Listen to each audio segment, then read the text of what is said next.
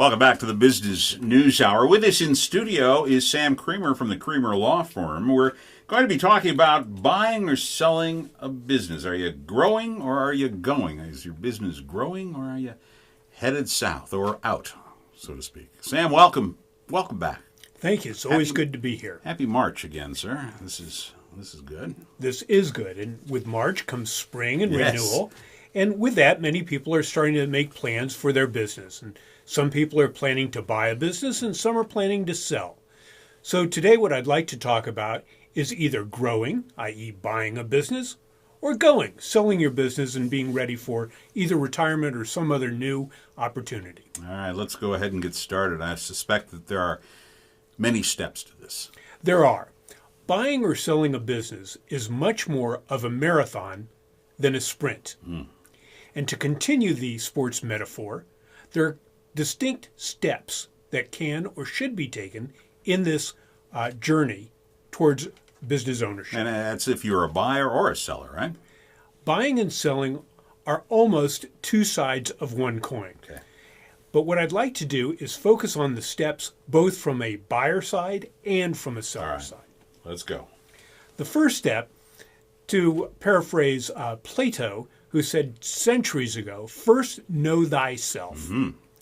And it starts with a self-assessment. And for the buyer, the key issue is commitment. Now, on other occasions, I have expressed and continue to express that commitment is the key, is indispensable element of success. Now, by indispensable element, I don't mean that you're going to succeed because you are committed.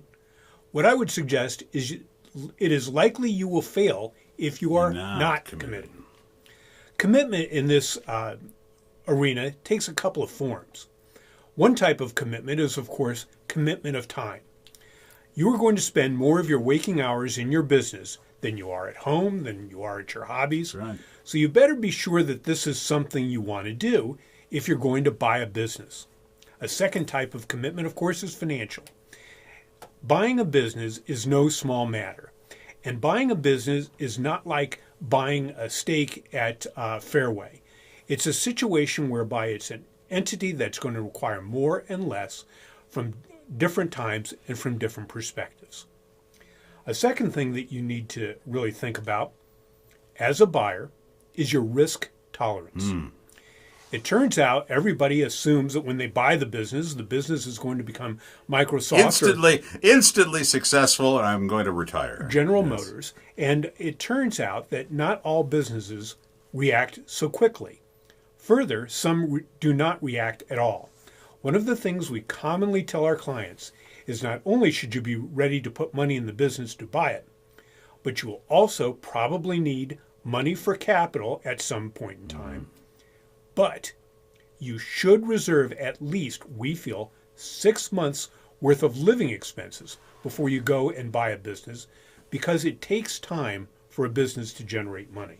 Now, if you already have a business, let me just go through this. Many startups, many individuals who are into the business scene have a side hustle. In other words, they have something going on that's going to see them through some of the tough times. Can that be successful? For some people, maybe. It's always a case-by-case consideration. And by side hustle, I assume you're talking about something like they drive Uber or they have an insurance job while they're trying to float their software business. The answer is yes, it can be successful. But that gets back to the commitment issue. And the commitment that also is necessary is a commitment of time. And if the side hustle is detracting from the business itself, then I would say it's a real detriment, and you got to pick one or the other. Now, self-assessment from a seller's angle is a little bit different. The seller has to sort of decide, why is it that they are selling this business? I have never found that a seller sells a business because they feel they're making too much money.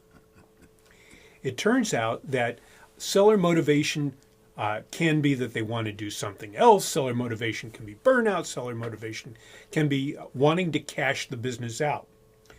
But I think that the second issue in seller self-assessment is to try to decide what they think they're going to get from the business.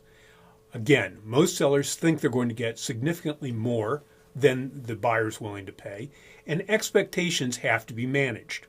Further, in many cases, when you sell a business, you don't get it all in cash. You have to take back a seller note. Moving to the next step, from self-awareness to the second step, is readiness. For the buyer, the real issue is whether the buyer is fully knowledgeable in the industry and in the business itself. Does the buyer have knowledge of where the industry is going, and is it a good business for the buyer to be in? But additionally, the buyer has to know something about business itself. Now, it certainly is the case that in many transactions, the seller stays on and provides some training for the buyer, but the buyer has to also know how to run a business.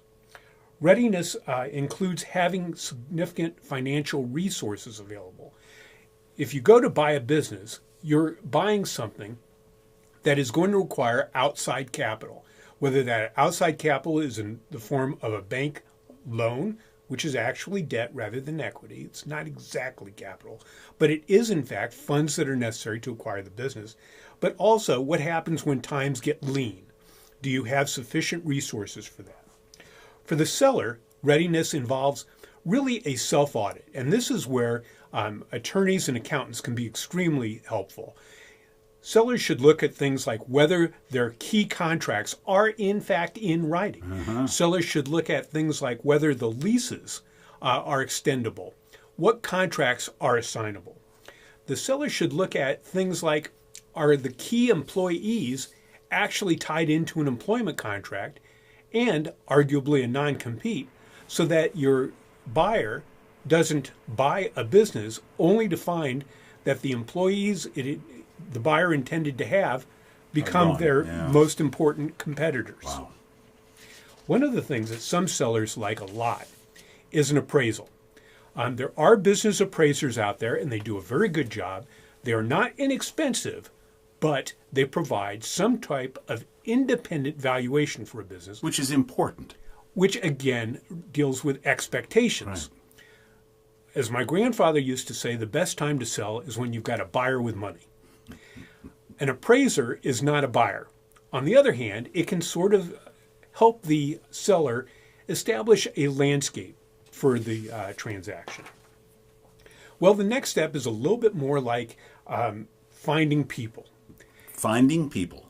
And there are two ways to find people. One way is to find people through a broker. Okay? So if I'm selling a business, I go to a broker, or if I'm buying a business, do I go to a broker? The answer is both. Because the broker, although they represent the seller, they provide a valuable service for a buyer. One of the things that they do is they try to put together some type of package which will have a lot of the information that the buyer should need in order to evaluate a potential opportunity. They help the seller in that they're looking for buyers, and one of the roles of a broker is to create something of an auction, to create some demand for the business itself. Well, when you're meeting people, and you're just sort of talking and shaking hands. But really the next step in this marathon is to share secrets, is to sort of talk real turkey. So is this where the buyer and seller sit down at a table, or are they doing this through their attorneys? Are they doing this through brokers? How does that happen? At this point, most of the time, buyers and sellers are talking directly and will continue to do so throughout the process. Got it. However, because the seller is now starting to talk about some real confidential things, it's important to have a confidentiality agreement at this point. At this point, you're sharing secrets. It's kind of like, you kind of want to sort of be boyfriend, girlfriend, kind of, just establishing a relationship. But in this instance, if there's a breakup at the very front end, this could be horribly detrimental to the seller's business if things don't work out. And therefore, a properly drafted confidentiality agreement is very important.